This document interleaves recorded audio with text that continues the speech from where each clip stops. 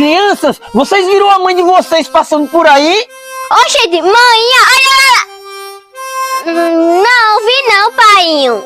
Oxente, painho, por que o senhor tá se escondendo de manhã? Oh, filho, eu não fiz nada não. Tu sabe, né, como tua mãe é surtada, louca, fica implicando com a pessoa por causa de tudo. Quando vê isso, ele aprontou alguma coisa. Oh, minha mãe de vocês arenga até com vento. Não precisa eu aprontar nada não. Ô, painho, quer dizer que o senhor é um anjo?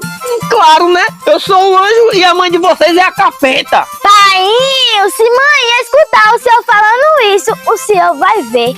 E eu lá tenho medo da mãe de vocês, me respeita. Então por que o senhor tá escondido? Eu me escondendo? Eu não tô escondido de ninguém não. Tu falou o que aí? Eu falei que tu era um